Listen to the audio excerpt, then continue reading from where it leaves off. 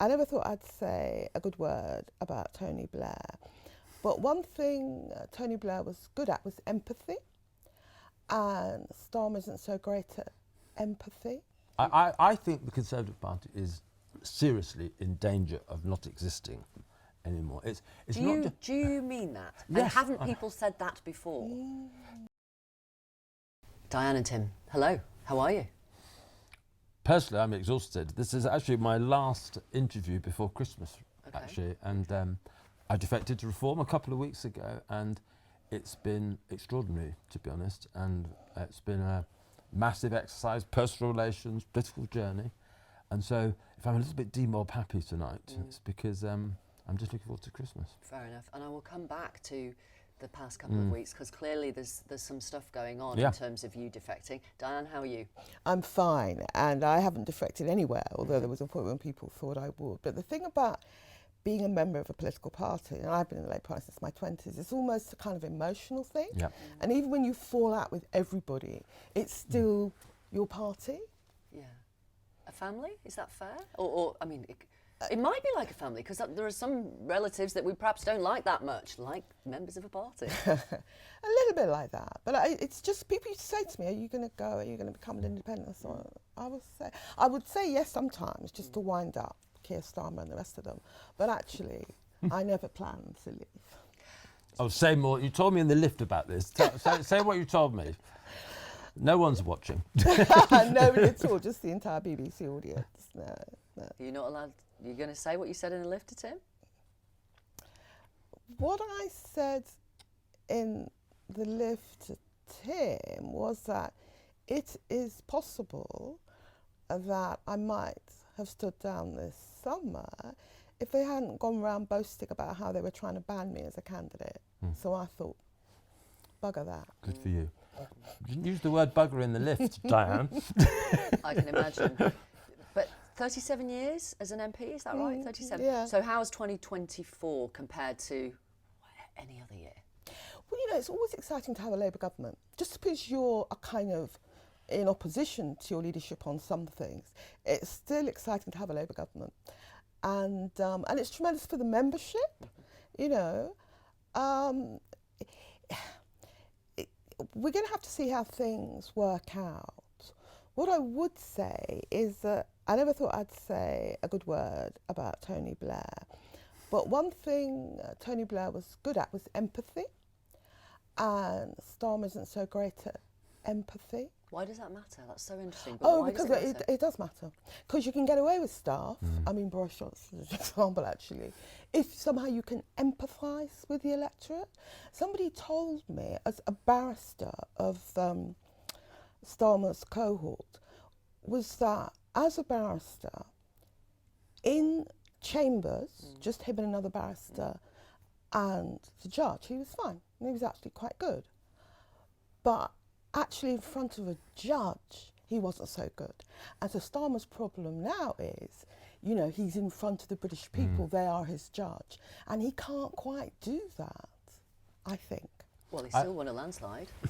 Yes, this is the thing. The people around him, they think they're so clever because they won by a landslide. Actually, his proportion of the vote, I think it's 33%. Yes, it is.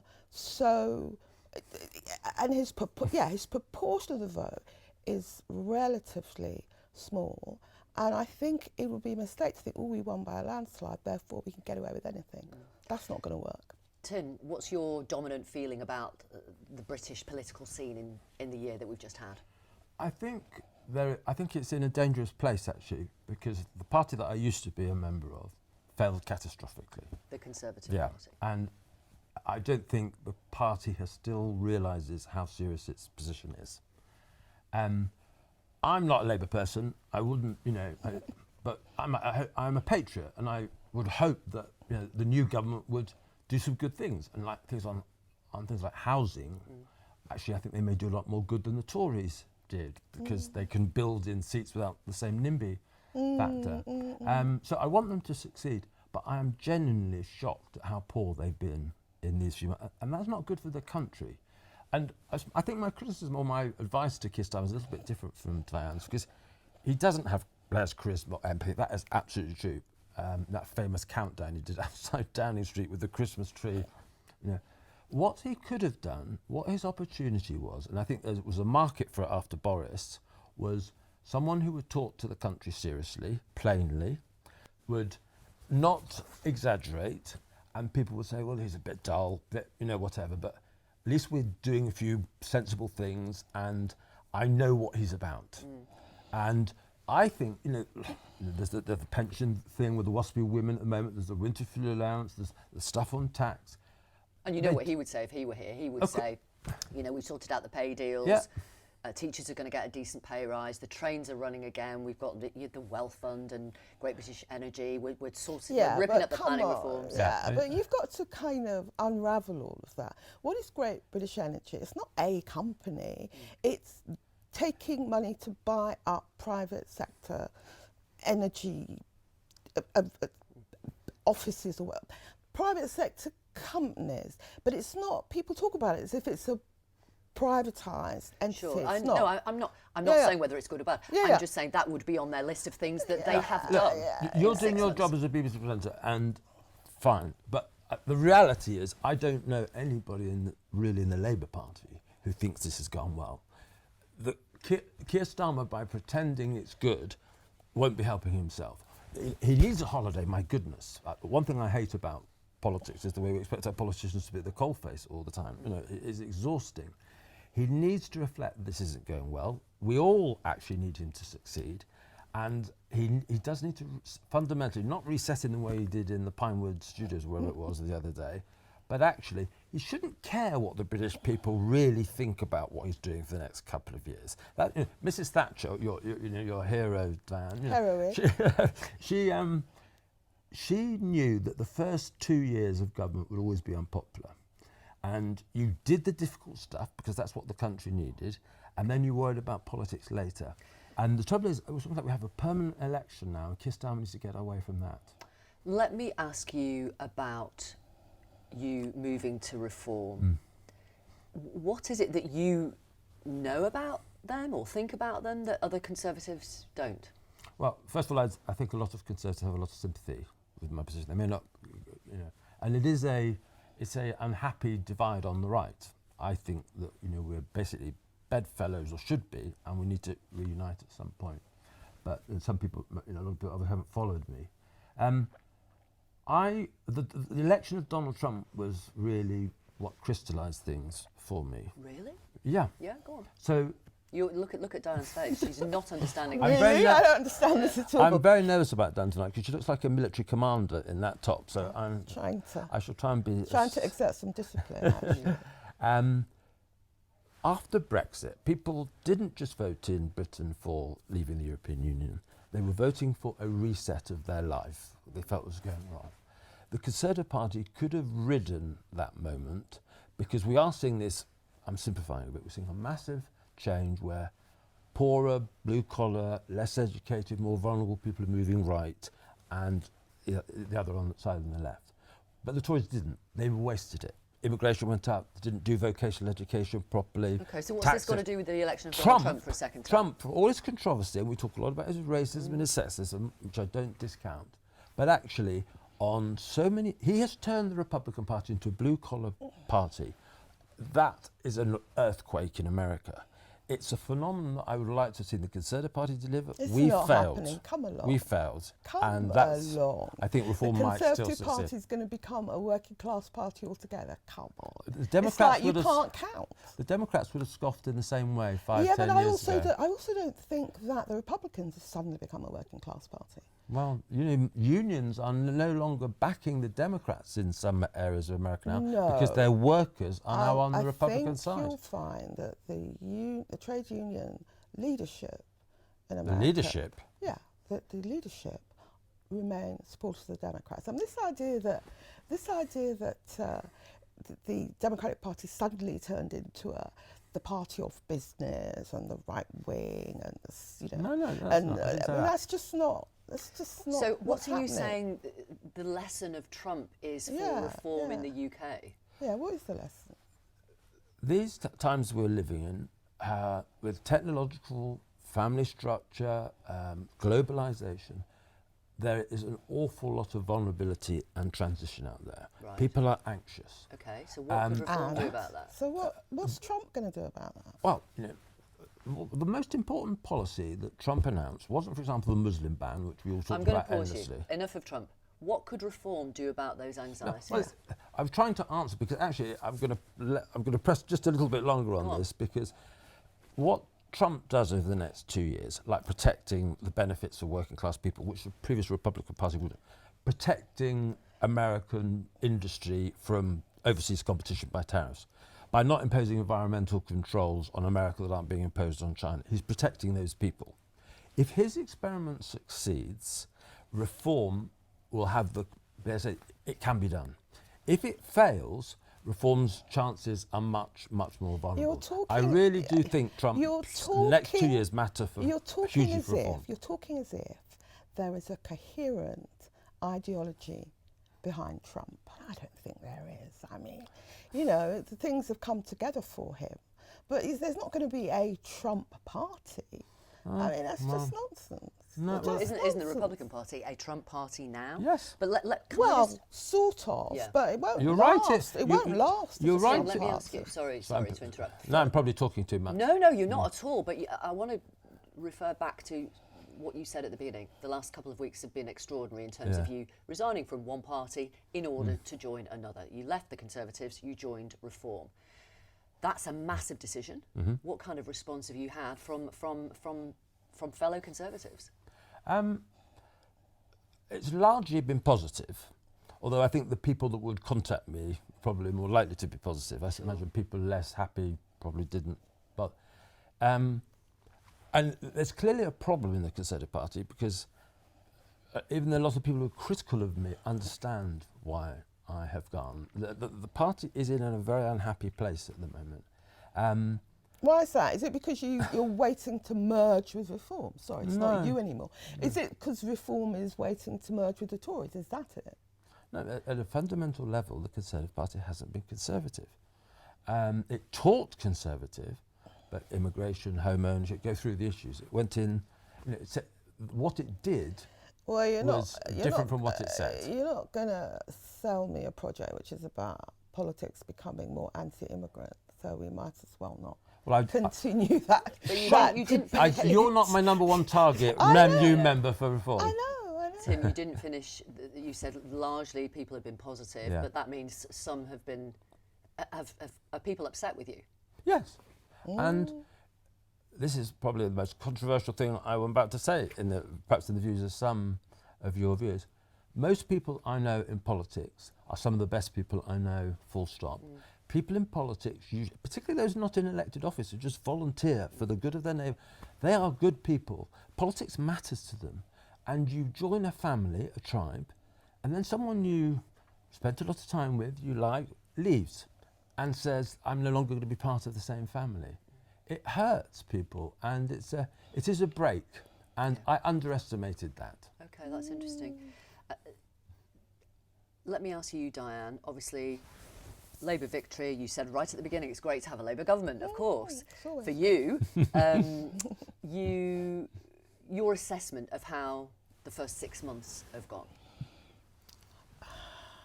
I think we're going to have to wait and see. One of the things people forget or never knew about Keir Starmer is that he was only a member of the Labour Party for a very short time before he became leader. Why is that relevant? Because he doesn't have a feel for the Labour Party and politics in general. Now, you're going to say, yes, but he smashed all you left-wingers. Yes. No, I wasn't going to say I wasn't. Yeah. I was going to say, but you want that landslide majority. But people will say smashed all those left-wingers. But that's the skill set of the people around him. Running the country, not so much. He's got himself surrounded by people who are much better or much more accustomed to internal Labour Party factional fighting than actually going out there and getting the vote. And we do have a massive majority, but it's on the basis of a very frail base. Are you as sorry, Tim? Are you as happy in December to have this Labour government, as you clearly were on July the 5th? Oh, yeah. Yeah, okay. How rebellious are your colleagues? 'Cause you've been a little bit naughty, but Just a bit. if you weren't naughty, you wouldn't be Diane Abbott. The person I'm most amazed at is actually how quiet relatively Jeremy Corbyn has been. Jeremy Corbyn, I can imagine, could have really dumped on Keir Starmer. He was there in his shadow cabinet, working closely. Jeremy Corbyn must have had so many stories about him, but he was thrown out of the party by Keir Starmer, and he has not peaked. Your party could show my former party a lot of lessons about loyalty, but do you sense there's a simmering? Is it going to? No, there's no simmering. No. For better or worse, Jeremy's a Labour person, and frankly, he wouldn't be independent now if the people around Starmer had handled it differently. No, there's no simmering. What has Keir Starmer and the Labour government done right, in your view, thus far? Well, I'm glad they've given the doctors their money. It was ridiculous to have the doctors out on strike like that. I think we're waiting to see how this legislation, Labour legislation goes in terms of supporting people at work. A Miliband stuff? Yeah. I mean, obviously he's got to do it, but the things he's saying about the environment are very good. I'm quite brave, really. In terms of your year, there were some downs. Ups and downs. There were some ups. How would you reflect on that? Well, It's probably just worth it feels like a lifetime in a way. Yeah, so there was yeah, the reporting of the Frank Hester's racist comments, which some people weren't able to say were racist, and then they did. There was the time when you were in PMQs, when you tried to speak, when everyone was talking about Frank Hester's comments about you, and you weren't chosen to speak that day. You bobbed up and down 40 odd times. There was the suspension after your alleged anti-Semitic letter. You were being investigated. Forever, it seemed. yes, that's right. That investigation was completed last December. We reported on Newsnight in May that it was finished, and you still didn't have a decision as whether you could stand, in Hackney North again. Then you were allowed to. Then obviously you were re-elected. I've just tried to summarise it factually, but how's it been for you?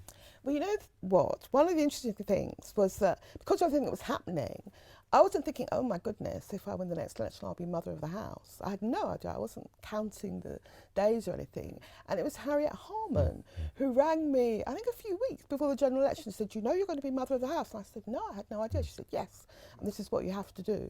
And so that was a kind of unexpected, That's a lovely thing, yeah. unexpected thing. How does it feel to be Mother of the House? Well, I can't take it entirely seriously. And people say to me, what do you do? And I say, you walk in processions, you do all these formal things. The best thing is that they kind of have to call you. No more bobbing up and down 40 times, right? Fair enough. But you've neatly sidestepped a lot of the downs of your year. Do you want to reflect on that, or have you moved on? Life is too short. Well, no, it's everything is about learning, isn't it? And I knew some of the things that I encountered last year, but it's important to learn them again. I mean, the Starmer project was to clear the left out of the Labour Party. And he's been very successful. He threw out Jeremy very early on. And the memberships dropped by about half. And most of those people are people on the left. And I was the last one clinging by my fingernails. And the people around him persuaded him that he could get rid of me the same way he got rid of Jeremy, but it wasn't quite so easy. People tried to talk to him, not sort of my left-wing friends, but middle-of-the-road Labour people tried to say to him, you know what, the game isn't worth a candle. But he wouldn't listen, and it didn't work out well for him. What's that they said about Mrs Thatcher and Theresa May? Bloody difficult woman? Exactly, exactly. We need more bloody difficult women in Have you politics. forgiven him? Well, I never held it against him. Keir is what he is. People have said to me, are you disappointed the way things have gone? No, they're always going to go like this. Keir is how he is. Can I go back to May, which also seems like a lifetime ago, when Rishi Sunak came out in the rain and said there was going to be an election in July, and it took many people, including many people in the Conservative Party, including his own cabinet members, by surprise. And the polling showed that Labour the polls were wrong in the end. Labour were actually 10 percentage points ahead rather than the 20 percentage points. But anyway, they were way ahead. What did you think? We were just talking about, in my context, the personal side of politics. My best explanation is a personal thing for him as well. I think he had enough. Yeah. You know, he really had enough. Yeah. It was everything he did, and how many relaunches were there? Nothing moved the polls. The anger at the electorate, this continuation of a project that wasn't going anywhere anymore. They wanted to start again. And I think if there were arguments for waiting, but I suspect it would be a summer when the Tory party just moaned about what Rishi Sunak was doing, basically. But also, on a human level, he shouldn't have gone. He should have had an umbrella. He should have stayed at D-Day. The campaign was terrible, but I understood why he went. But on a personal basis, you're a millionaire. You've got properties all over the world. Who needs it? No, who needs this? Well, and he must have thought that. He must have thought he tried. You know, he wasn't able to save his party. I mean, it would all gone too far by the time. I mean, it was a kind of... If Jesus Christ had returned and led the Conservative Party, he wouldn't have saved the Conservative Party. Exactly. Yeah. So him and his wife must have thought, no, we don't need this. And I wouldn't be surprised if he's in California by the end of next year. To be fair to him, he hasn't gone. People thought No, he would not gone yet. already. No. Yeah. And he did say he would serve this term as the MP for Richmond. You were on Newsnight on the night it started to filter back to the UK that Rishi Sunak had left those D-Day commemorations early, and you were absolutely aghast. Did that contribute to the defeat, or was that symbolic of something wider in the party? I still don't really understand what happened, and Rishi Sunak is a good man. You know, he is a good man. To be fair, yeah. He was not enjoying his millions because actually he wanted to give public service. To be fair, I know you weren't saying that.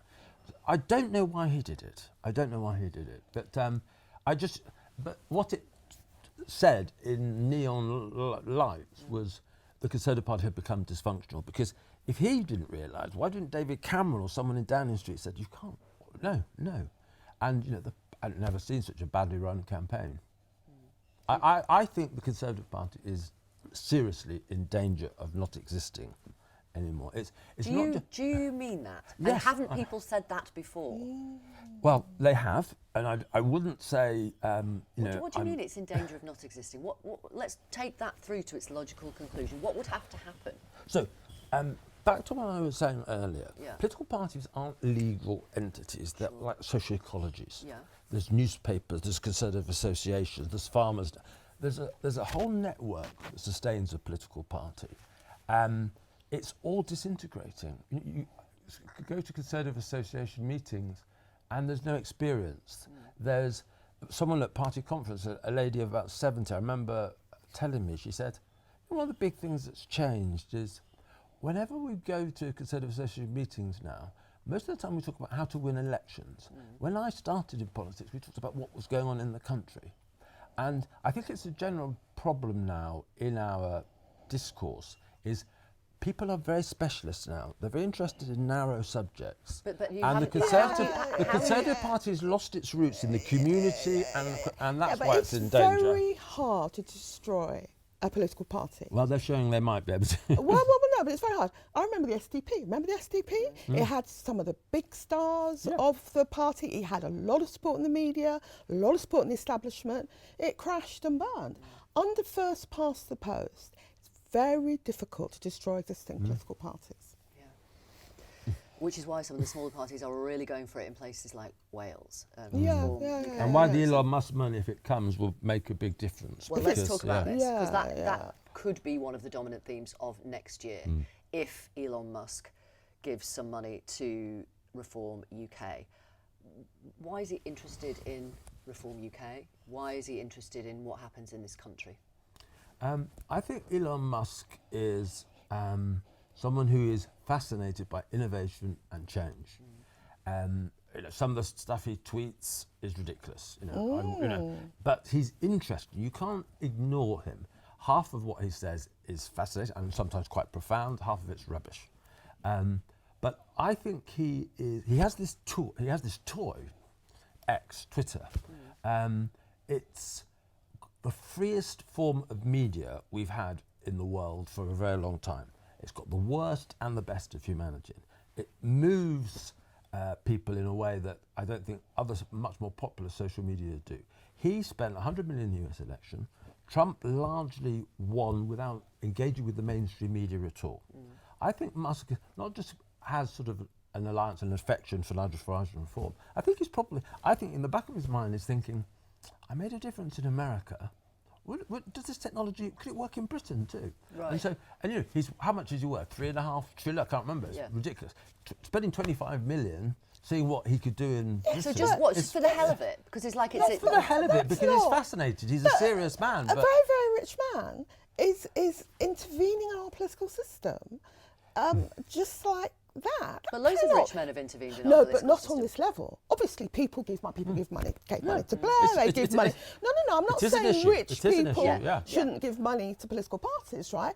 But a man with this level of wealth thinks he can just interfere in the political system like this. No, So it's not. it's the link between his wealth, between his experience in American politics, between the fact that he owns X and can Yeah. do whatever he wants with the algorithms, No, that can't and that he is a disruptor. And from what you've just said, he just wants to see what his money can Just do in another playing a country. game. Well, Oh, is it not just the money, the technology. No. Right. Why are we doing this thing? I'm not quite sure what we're doing here.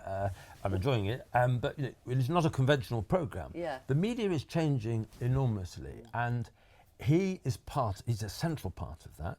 I think we're at a tipping point now where social media matters at least as much as mainstream But media. what also And the matters next- is and what it's people accelerating. think and what people believe in and what people are engaged in politics for. It shouldn't be a game for trillionaires. I feel that very strongly. Shouldn't be a game for trillionaires. And once it becomes a game for trillionaires, we might as well just, walk away and take up a hobby. Fair? It is a game for trillionaires. Yeah, that's He what wants this- to play a game, that's he's what a this- trillionaire. I think it's a democratic experiment. I wouldn't say No, it's it's profoundly undemocratic.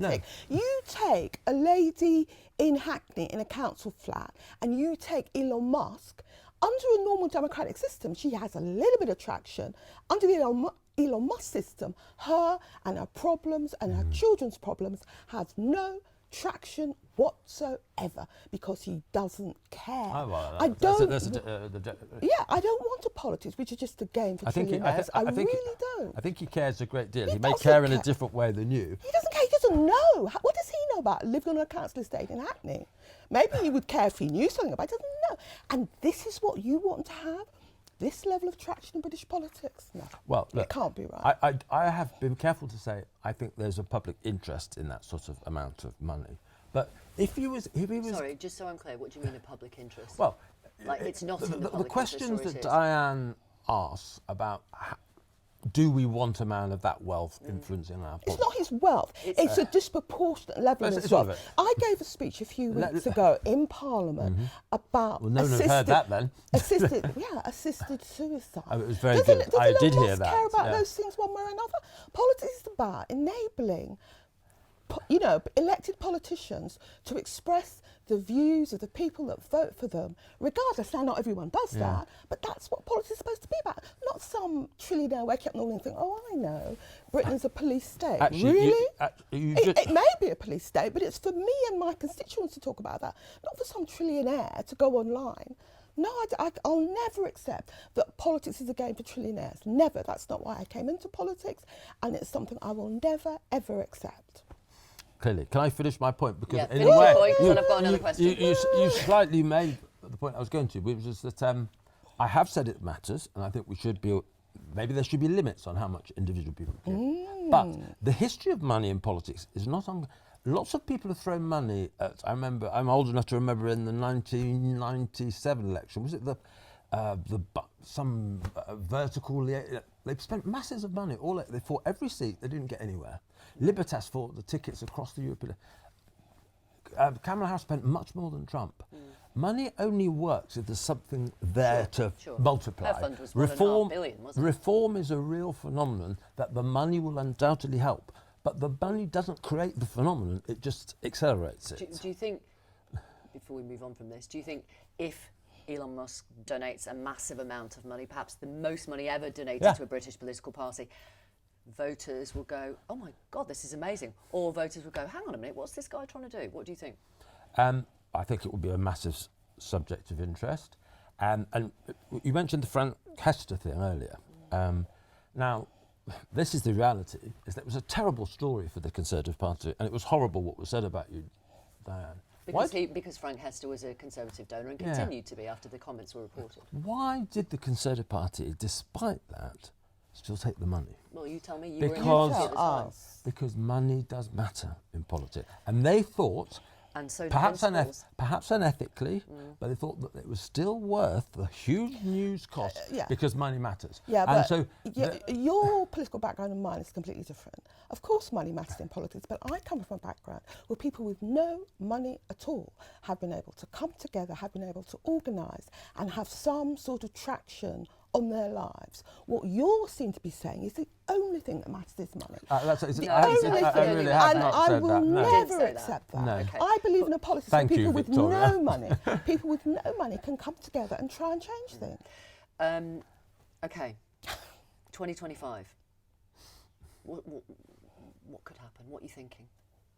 Personally, professionally, wider than that? I don't mind. Can I tell you, I hope that Diane prevails on the assisted dying thing.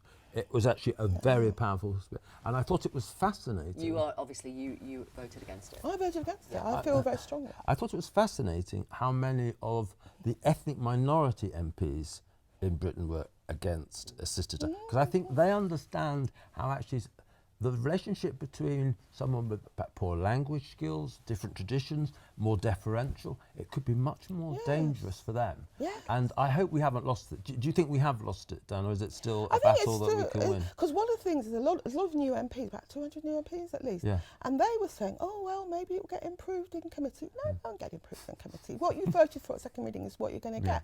So there's a faint possibility that finally people will realise it's not been improved. It is what it is, and they will vote against it. But it is a very faint possibility.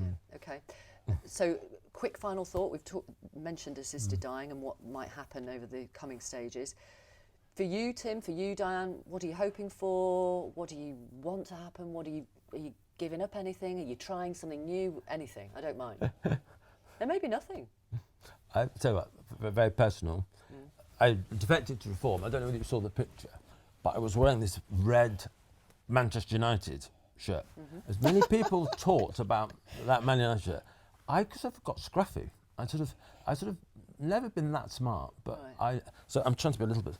My New Year's resolution, when I next come on Newsnight, I'm going to try and be smart. And Reform is, they're all in suits. Okay. 2 male, but I'm going to try and join the suits. Fair enough.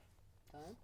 I hope that Syria becomes a stable nation state, and I hope that the Labour Party stops making mistakes. I'm feeling terrible now. I talked about my wardrobe and you talked about Syria. It's fine. All human life is here and in our conversations. Thank you so much, Diane Abbott, Tim Montgomerie. Happy Christmas. Happy Christmas. Happy Christmas, Dan. Yeah, happy Christmas. From my rich ivory tower. Yeah, yeah, I can't believe it.